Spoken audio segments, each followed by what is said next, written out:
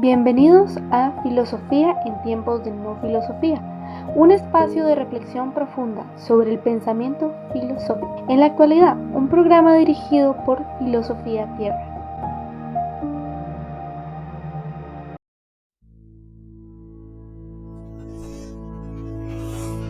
En el principio creó Dios el cielo y la tierra. La tierra era caos y confusión. La oscuridad cubría el abismo y un viento de Dios aleteaba por encima de las aguas.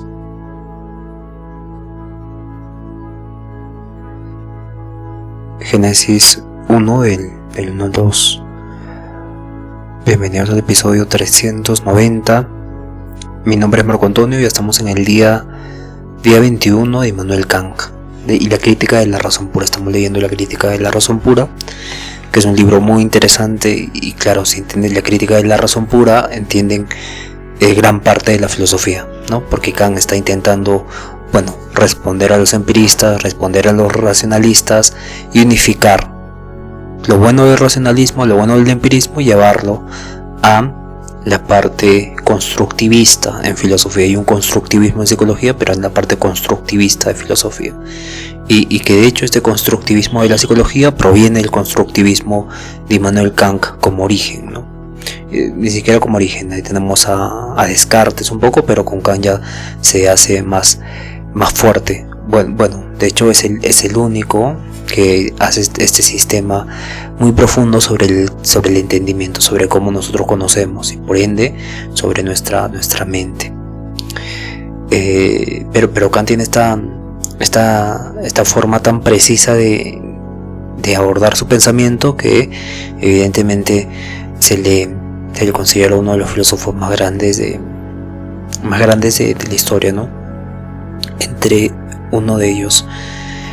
Recordemos que Kant separa el mundo fenoménico y el mundo nouménico, ¿no? El noumeno era las cosas en sí mismas, y Leibniz, un filósofo más contemporáneo a Immanuel Kant, pensaba también en el noumeno, pero con una relación. Él pensaba que las mónadas son partículas indivisibles, son lo más último que podemos entender. Estas mónadas proyectaban hacia el exterior, proyectaban el universo y el universo las proyectaba a ellas, ¿no? Entonces había una interrelación entre ambas. Y claro, esto es, aparte de ser matemático, Leibniz era filósofo, entonces con este pensamiento era muy abstracto. Evidentemente las lógicas terminan siendo esta parte que Immanuel Kant también conlleva decir que son juicios sintéticos a priori, ¿no? Y claro, entonces el problema de Leibniz era que a la mónada estar simultáneamente comunicándose y viviendo en armonía con la parte externa e interna, no había una parte de empírica, no había una parte de la experiencia. La experiencia era lo que había obviado Leibniz y claramente confundía los fenómenos con el noumeno, ¿no? O sea, las cosas en sí mismas eran tan reales como los fenómenos que experimentaba la mónada.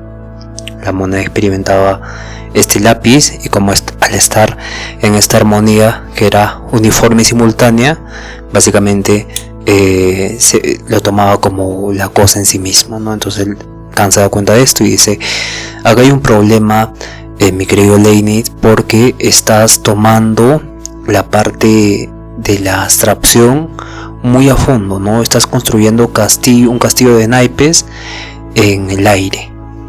Y necesitas el componente de la experiencia para que tenga todo esto, un sustento más confiable.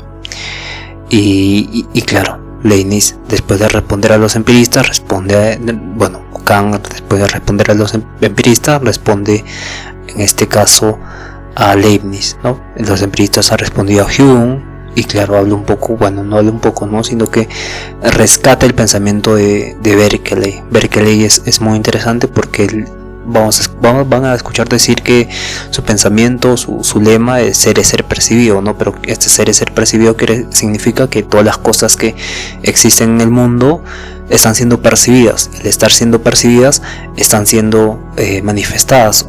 Para decirlo correctamente, la percepción va a hacer que algo exista, en términos muy básicos y para que me entiendan. Entonces, pero acá viene el problema. ¿Qué pasa cuando en África, en la punta de una montaña que nadie ha visto, ¿no? Que nadie conoce, o al menos que yo no conozco? Entonces, ¿qué pasa? ¿Por qué existe esto, no? Si nadie lo está percibiendo. Entonces, Berkeley dice que, ojo, aquí hay algo que se están olvidando, que es Dios. Dios está percibiendo todo en todo momento, y al Dios estar percibiendo esa montaña quiere decir que existe, y bueno, y por eso existe, ¿no? Por eso no se desvanece. Berkeley era sacerdote, pero claro, Berkeley se le considera al nivel del empirismo porque se basa en la experiencia, ¿no? Pero una experiencia de percibir las cosas del mundo, pero cuando agrega a Dios se vuelve un tipo de empirismo idealista. Y claro, esto es algo, claro, es el único filósofo o el único empirista idealista, ¿no? Podemos hablar ahí de, bueno, sí, claro, se le considera el único, ¿no? En este caso por esta particularidad. Y luego, claro, tenemos a Kant, que lo relaciono con esto, ¿no? Porque claramente con Kant vimos que espacio y tiempo son formas a priori de la intuición, y estas formas a priori de la intuición son espacio y tiempo. Espacio y tiempo es donde se manifiestan todos los fenómenos, y claramente estos fenómenos son percibidos por nosotros, son ordenados por nosotros por nuestras categorías, ¿no? Por nuestras categorías del juicio y las categorías del entendimiento, ¿no? Pero estas categorías tienen que unirse por esta síntesis de aprehensión en el sujeto, se denomina ese sujeto trascendental, ¿no? En el yo pienso, y claramente surge un tipo de síntesis de aprehensión en este tipo de unificación entre la parte de la experiencia y la parte de las categorías o de mi entendimiento. Y luego habla de estos cuatro principios del entendimiento, que se relacionan más con los cuatro principios de la experiencia, porque Kant está viendo que la experiencia le puede traer muchos problemas, porque sus críticos van a decirle, ¿no? Ya está bien, Kant, el problema que tienes ahora es cómo vas a justificar algunas cosas al momento de percibirlas con los sentidos son diferentes a otras, ¿no? Hay un tipo de relativismo, ¿no?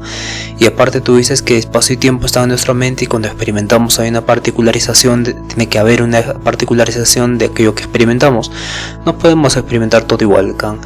Y aparte que el tiempo también es muy relativo, entonces Kant, hay algo que no está funcionando en tu pensamiento. Entonces Kant está diciendo, miren, la parte de la experiencia, cuando yo experimento las cosas, existe una sustancia fenoménica, o sea, existe esta cosa en sí misma, pero se manifiesta en esta sustancia fenoménica que se basa en el tiempo, ¿no? El tiempo está manifestándose en el tiempo, por así decirlo. Entonces hay un tiempo objetivo y hay una experiencia objetiva del mundo. Entonces Kant no va a negar el mundo, ¿no? Que básicamente sus críticos le mencionaban esto cuando hablaba de encontrar el empirismo. Y claramente ahí Kant, para responder ya también al otro lado al idealismo, porque los idealistas decían, ¿no? Kant, ¿qué pasa cuando hay una nada? Bueno, ¿qué pasa con el concepto de nada, ¿no? ¿Qué pasa con el concepto de nada? Y claramente dice Kant, la nada nunca existe, la nada existe, ¿no? Grados de intensidad lo denomina Kant. La nada existe, pero esta nada está por grados. Hay grados desde el 0 al 1, pero nunca llegamos al 0, porque siempre estamos experimentando algo, ¿no? Siempre el tiempo está manifestando, bueno, en el tiempo estamos nosotros inmiscuidos en tiempo y espacio, y en ese tiempo y espacio siempre estamos percibiendo algo, por más que sea mínimo, siempre es un tipo de percepción el que tenemos. Pero claro, ahí habla de la nada en cuatro formas. esta nada en 4 formas, la denomina como concepto vacío, o sea, algo sin objeto, o el objeto vacío de un concepto que no tiene categoría, y la intuición vacía sin objeto, ¿no? Un tipo de intuición que se puede tener, pero va a corresponder a la imaginación, ¿no? Entonces, y luego está el objeto vacío sin concepto, que es diferente al concepto vacío sin objeto. Entonces, acá va a ser esta diferencia que vimos en el anterior episodio.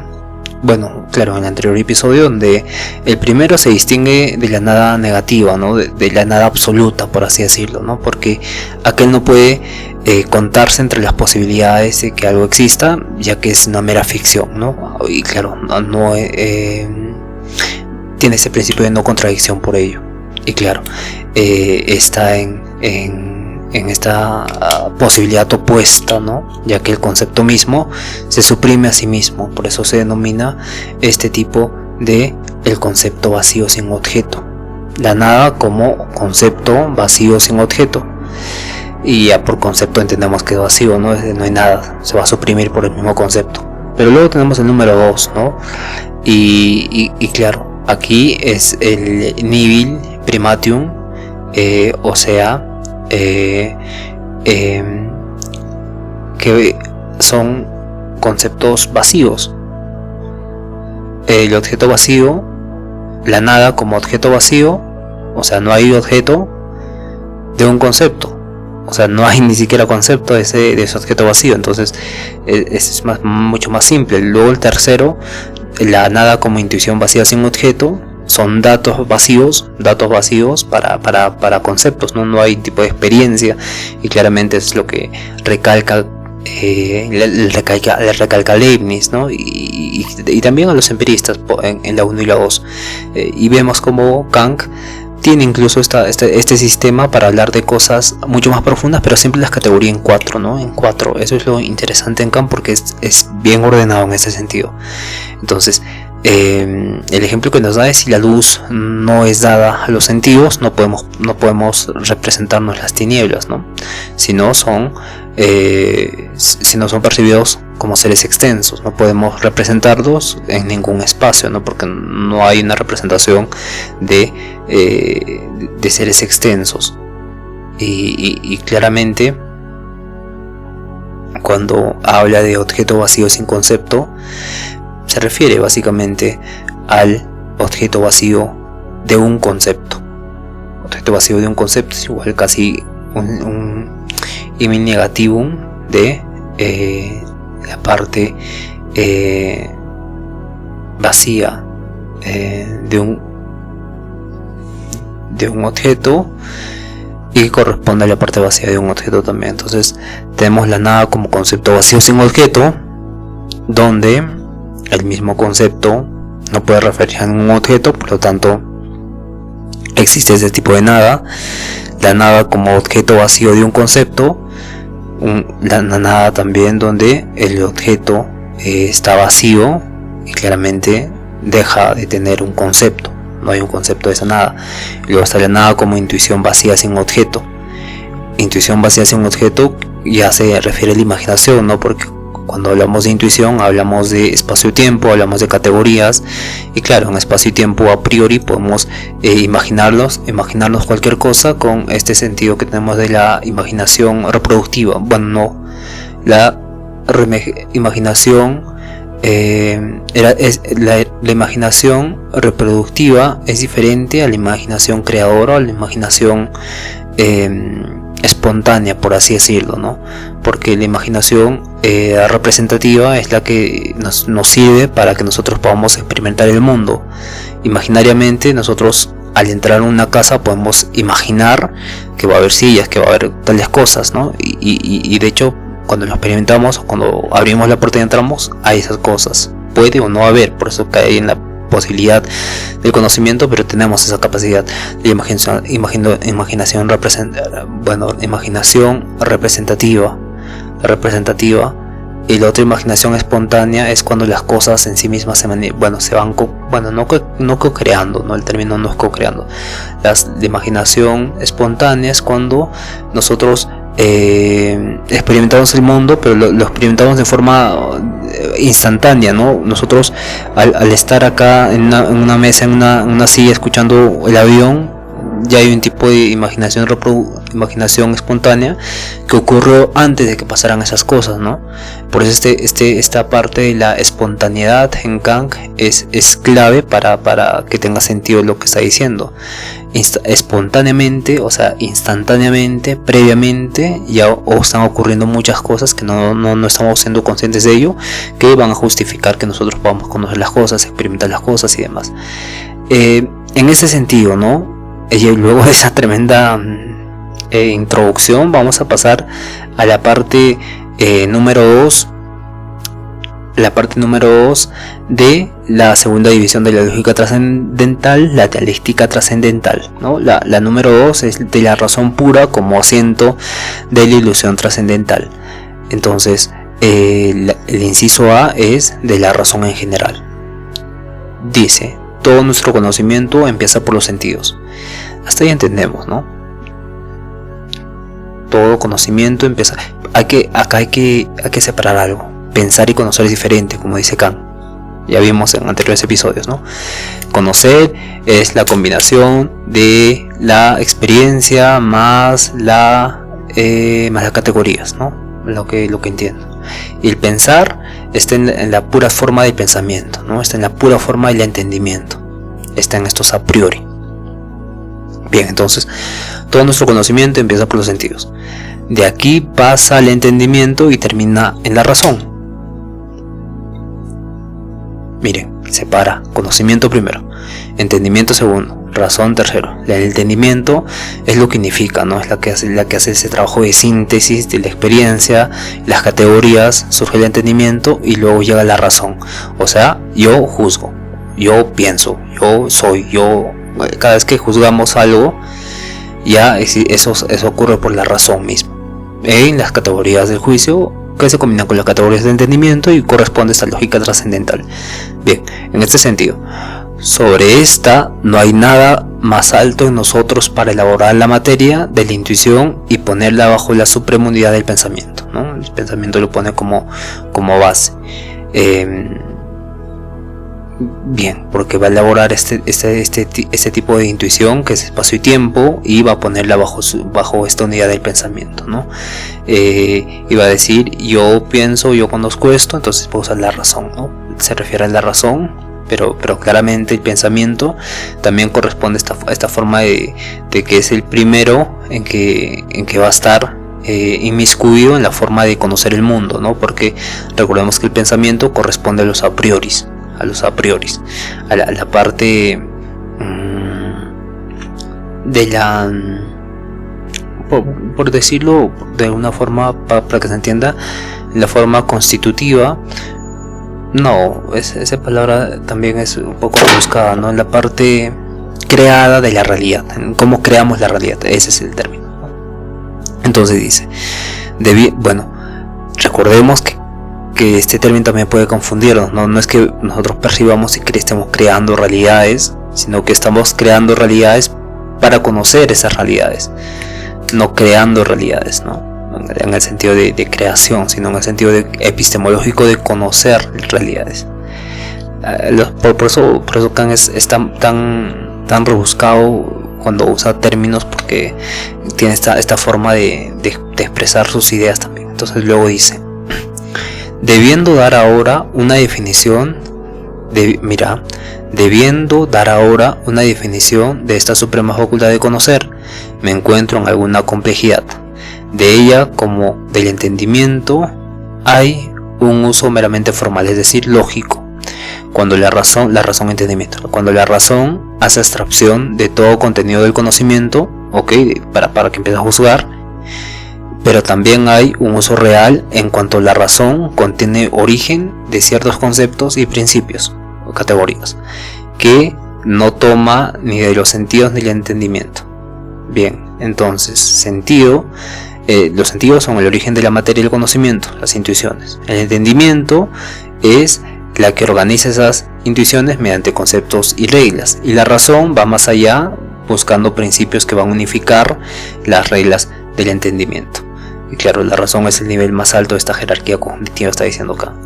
Luego dice, nos quedamos acá. La primera de estas dos facultades ha sido desde hace tiempo definida por los lógicos como la facultad de concluir inmediatamente, ¿no? A diferencia de las conclusiones e inferencias inmediatas. Ok. Aquí está haciendo algo muy interesante porque está distinguiendo entre el uso lógico, que es la razón como facultad de concluir deducciones y silogismos o inferencias. Aquí se sigue toda la tradición de la lógica, o como la conocemos, la lógica formal. Pero luego dice, la segunda, mira, la primera de estas dos facultades ha sido hace tiempo definida por los lógicos como la facultad de concluir inmediatamente, ¿no? Entonces, hay un tipo de distinción de la razón. La razón se está distinguiendo en el uso lógico, que es la primera, y la segunda que vamos a ver ahora es en la trascendental, en su lógica, ¿no? Pero vamos a leerlo.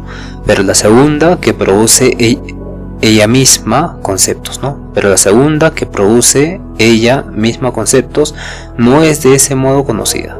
Más como aquí se produce una división de la razón en facultad lógica y en facultad trascendental, hay que buscar un concepto superior de esta fuente de conocimiento que comprenda ambos conceptos.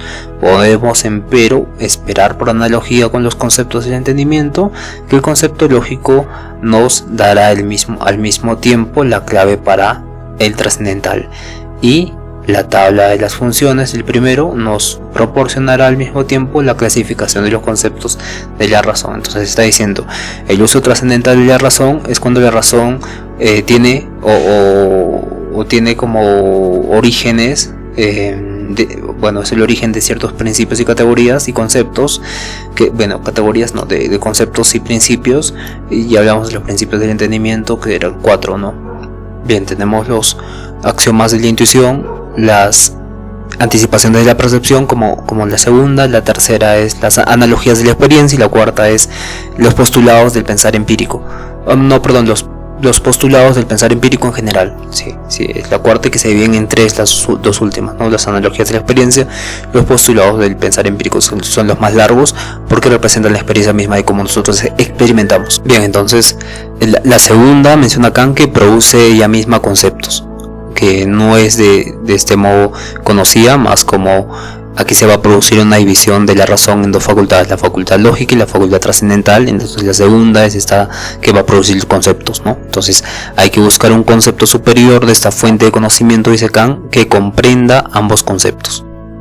Entonces abre la puerta a conceptos de la razón pura, estas ideas trascendentales. Luego dice, podemos empero esperar por analogía con los conceptos de entendimiento que el concepto lógico nos dará al mismo tiempo la clave para el trascendental, y que la tabla de las funciones del primero nos proporciona al mismo tiempo la clasificación de los conceptos de la razón. Y luego dice, en la primera parte de nuestra lógica trascendental hemos definido el entendimiento como la facultad de las reglas. Aquí distinguimos la razón del entendimiento llamándolo facultad de los principios. Entonces la expresión de principio es ambigua y significa comúnmente solo un conocimiento que puede ser usado como principio, aun cuando en sí mismo y según su propio origen no sea un principio. Toda proposición general, incluso que sea tomada de la experiencia por inducción, puede servir de mayor en un raciocinio, pero no por eso es principio. Los axiomas matemáticos por ejemplo, entre dos puntos solo puede haber una línea recta, son incluso conocidos universalmente a priori, por eso relativamente a los casos que puedan subsumirse en ellos, los llamados con razón principios, más no por eso puedo decir que conozco esa propiedad de la línea recta en general en sí por principios y no solo en la intuición pura. Entonces Kant está haciendo esta división del uso lógico y el uso trascendental, y abre la posibilidad para las ideas trascendentales. Entonces la razón se vuelve esta facultad de los principios, ¿no? Donde el entendimiento se convierte en la facultad de las reglas, donde va a coordinar la multiplicidad de los fenómenos y va a ordenar todo esto, y la razón es la facultad de los principios, que va a buscar esta unidad de todas estas reglas que creado el entendimiento. Entonces aquí una clave muy importante es que la proposición general o cualquier axioma puede servir como principio para un razonamiento. Por ejemplo, como hizo Kant, ¿no? Entre dos puntos solo hay una línea recta. Entonces por eso significa que en sí mismo se convierte en este principio de la razón, ¿no? Donde estos axiomas matemáticos se conocen por intuición pura, espacio-tiempo, y no solo por meros conceptos, por entendimiento. Entonces el principio causal, todo lo que ocurre tiene una causa, tampoco se va a derivar de conceptos, sino que va a ser esta estructura de la misma experiencia posible. Entonces se convierte en esta segundo uso trascendental de la razón, ¿no? Que claramente nos va a abrir a las ideas trascendentales, ¿no? Claro, va a abrir a las ideas trascendentales, y claramente los auténticos principios de la razón no son estas simples proposiciones generales como reglas para algo, para el entendimiento, ese ordenamiento y la multiplicidad de los fenómenos, sino que también es un conocimiento sintético por conceptos, ¿no? Los conceptos tienen esta forma de agregar algo nuevo al conocimiento y claramente abrir el espacio para que se conviertan, para que tengan este uso trascendental, ¿no? Este uso trascendental de la razón. Luego dice, por eso llamaría yo conocimientos por principios aquellos en los cuales conozco por conceptos lo particular en lo general. Así, todo raciocinio es una forma de deducir de un principio un conocimiento, pues la mayor da siempre un concepto, que hace que todo lo que es subsumido bajo la condición del mismo sea conocido por él según un principio. Ahora bien, como todo conocimiento general puede servir de mayor en el raciocinio, y el entendimiento ofrece a priori estas proposiciones universales, pues estas, en consideración de su posible uso, llamarse principios. Pero consideremos esos principios del entendimiento puro en sí mismos según su origen. En modo alguno son conocimientos por conceptos, pues ni siquiera serían posibles a priori si no acudiríamos a la intuición pura de matemáticas, por ejemplo, o las condiciones de una experiencia posible, todo hecho de una causa, que todo cuando ocurre tiene una causa. Lo que les decía, no puede inferirse del concepto lo que ocurre en general, más bien muestra que el principio como solo de aquello que ocurre se puede obtener un concepto empírico y determinado. Entonces el entendimiento no puede, por tanto, proporcionar conocimientos sintéticos por conceptos, y estos propiamente son los que yo llamo absolutamente principios, mientras que las proposiciones universales pueden llamarse solo comparativamente principios. Es un antiguo deseo que acaso alguna vez, no sabemos cuándo, recibirá satisfacción, el de buscar en lugar de la infinitud multiplicidad de leyes civiles sus principios, pues solo en esto puede consistir el secreto para simplificar, como se suele decir, la legislación. Pero las leyes son aquí también solo limitaciones de nuestra libertad, de las condiciones bajo las cuales ésta concuerda universalmente consigo misma. Por tanto, se refieren a algo que es por completo nuestra propia obra y de lo cual nosotros podemos ser causa por medio de esos conceptos mismos. Más preguntar cómo los objetos en sí mismos, como la naturaleza de las cosas, se halla bajo principios y debe ser determinada por meros conceptos, es sino algo imposible, al menos muy extraño en su existencia. Pero sea lo que quiera de esto, solo ello nos queda todavía mucho por investigar. Se ve por lo demás que el conocimiento por principios en sí mismo es una obra es muy otra cosa que el mero conocimiento del entendimiento, que puede sin duda preceder a otros conocimientos en la forma de un principio, pero que en sí mismo, en cuanto es sintético, no descansa en el mero pensar, ni contiene un universal según sus conceptos. Si el entendimiento es una facultad de la unidad de los fenómenos por medio de las reglas, la razón es la facultad de la unidad de las reglas del entendimiento bajo principios. Nunca puede se referir directamente a la experiencia o algún objeto, sino el entendimiento para dar a los múltiples conocimientos de este unidad a priori por conceptos, la cual puede llamarse unidad de la razón y es de muy otra especie que la que el entendimiento puede producir. Tal es el concepto general de la facultad de la razón, por cuanto ha podido hacerse concebible dada la carencia total de ejemplos que más tarde en la continuación habrán de presentarse. Bien, entonces Kant compara lo que mencionamos con el derecho civil, ¿no? Que busca estos principios unificadores que simplifiquen la multiplicidad de todas las leyes que se tenían en Königsberg. Bueno, que en general, ¿no? Que se tienen. Hay muchas leyes, pero hay un tipo de cierto principio unificador, ¿no? Porque puede ser de derecho civil, penal. Pero lo hace por algo mucho más interesante, porque la razón hace algo parecido en la filosofía, ¿no? Intenta encontrar estos principios últimos, estas ideas trascendentales que hablamos antes, ¿no? Que van a unificar todas las reglas del entendimiento, y esto lo denomina acá en el uso trascendental de la razón. Y claro, el entendimiento da unidad a los fenómenos mediante reglas, pero la razón da unidad a esas reglas del entendimiento mediante principios. Entonces, la unidad que produce la razón es a priori, esta unidad que hace que las reglas del entendimiento tengan una sola unidad, ¿no? Estas suceden a priori y suceden diferente a cómo el entendimiento hace esta unidad de fenómenos mediante reglas, porque no se aplica directamente a la experiencia, sino que se aplica directamente a la intuición. Al entendimiento. O sea, es algo que el entendimiento se encarga de los fenómenos, de la experiencia, pero la razón se encarga del entendimiento. O sea, que es como una capa, ¿no? Una capa de una cebolla. Entonces, por eso la razón no se refiere a los objetos empíricos. No se refiere no habla de no entiende de objetos empíricos, sino al uso del entendimiento. Y por ello busca esta unidad más alta, ¿no? Esta unidad de las reglas que el entendimiento ha hecho, pero las convierte en una unidad. Entonces se encarga de eso la razón.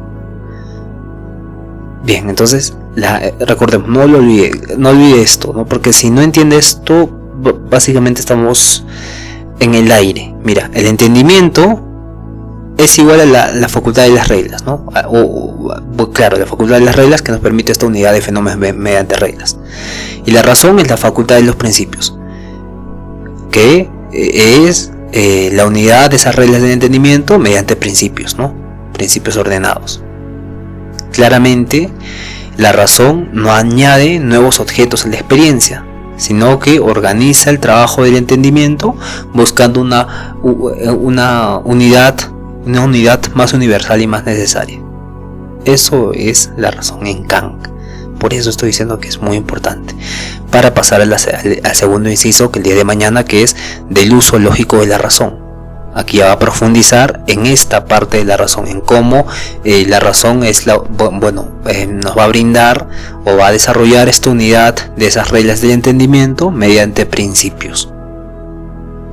Bien, entonces recordemos esto, principios que son principios, pero principios del entendimiento. O sea, el entendimiento va a dar unidad a todos los fenómenos mediante reglas, y básicamente esas reglas sirven para todo lo que experimentamos, ¿no? Dos puntos forman una línea recta siempre, o todo efecto tiene una causa, ¿no? Siempre hay este tipo de reglas que básicamente Kant las asocia con las categorías, ¿no? Las categorías, pero la razón evidentemente tiene que entrar ahí para ver hasta dónde podemos llegar. Por eso mañana vamos a ver del uso lógico de la razón. Bien, claro que nos va a hablar de la lógica trascendental un poco, ¿no? Pero vamos a ver esto el día de mañana. Entonces, conozcanse a sí mismos, pregúntense por qué pienso esto, por qué siento esto, por qué tal, tengan mucha fe, bendiciones a todos y por favor sean felices y sean conscientes. Hasta el día de mañana.